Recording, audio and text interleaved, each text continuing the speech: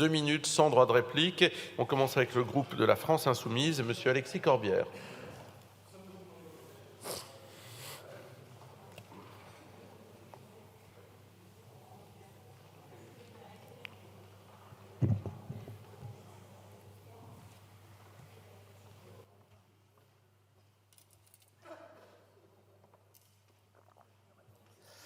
Monsieur le ministre, derrière des chiffres froids, il y a des vies.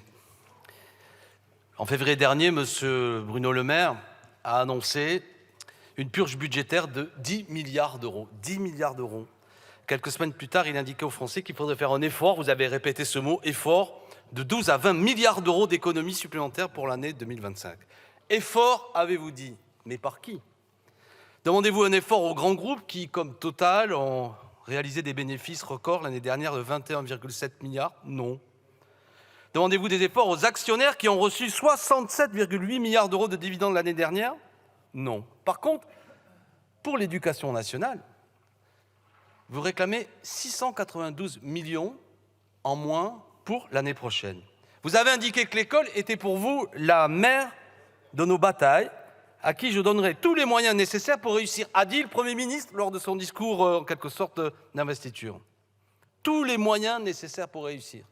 Et puis concrètement, 692 millions en moins. Et pourtant, dans vos textes, c'est l'objet de votre question. Aucune précision n'est apportée sur quel poste ces économies seraient prises. Même dans un mail envoyé dernièrement au chef d'établissement, le ministère a demandé que l'institution récupère sans délai des HSE, arts supplémentaires effectifs, ou les indemnités pour mission particulière que tous les enseignants connaissent et qui permettent concrètement que des heures soient faites devant élèves. Devant l'émotion que cela a créée, vous avez reculé. Mais il y a un flou qui est l'objet de ma question. Allez-vous, à cette tribune, nous dire, et c'est votre devoir, à la représentation nationale, où est-ce que ces 692 millions, je limite ma question à l'éducation nationale, où vont-ils être pris? Vous avez le devoir, je le répète, de donner la réponse à l'éducation nationale. Madame Belloubet, qui est en charge du dossier, a assuré dans un premier temps que ces fonds ne seraient ponctionnés que sur les réserves du ministère, puis elle a avoué devant les syndicats que l'opération ne serait pas indolore. Alors, voilà ma conclusion. Vous avez dit que l'école serait la mère de toutes les batailles. On n'avait pas compris que la bataille dont vous parlez, elle est contre l'école publique. Si vous supprimez 692 millions, clairement, les Français comprendront le sort que vous réservez à ce que vous jugez prioritaire.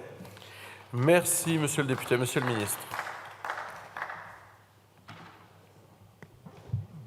Merci, Monsieur le Président. Monsieur le député Alexis Corbière, vous faites bien de rappeler qu'en effet, nous avons réagi tout de suite quand nous avons constaté moins de recettes.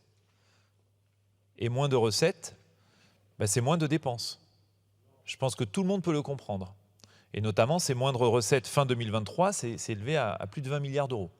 Et nous en avons rendu compte à la représentation nationale. Et c'était notre responsabilité d'agir tout de suite. Nous avons pris ce décret d'annulation, 10 milliards d'euros, l'effort reposant uniquement sur l'État avec ces 10 milliards d'euros, l'ensemble des ministères étant mis à contribution de cet effort, en regardant précisément là où on pouvait, en tenant compte, c'est vrai, vous l'avez dit d'ailleurs dans votre intervention, des sous-exécutions de l'année précédente, puisque vous savez que chacun des ministères, dotés d'un budget, ne dépense pas toujours toutes les sommes qui leur sont allouées. Et donc on a travaillé finement avec chacun des ministères pour regarder comment ils pouvaient absorber une partie de cet effort. Effort, je le redis ici, et c'est peut-être ce qui nous sépare, paraît tout à fait légitime. S'agissant de l'éducation nationale, 2 points quand même. Après même le décret d'annulation, le budget alloué à l'éducation nationale entre 2023 et 2024 augmente de près de 3 milliards d'euros. Alors vous me dites, c'est la mère des batailles. Oui, c'est la mère des batailles.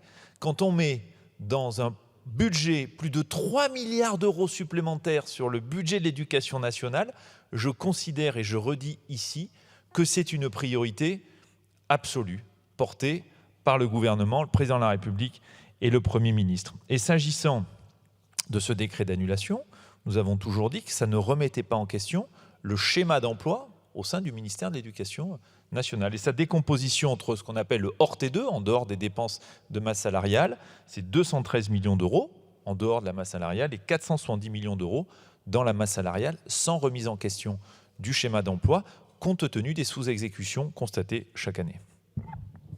Merci, Madame Autain.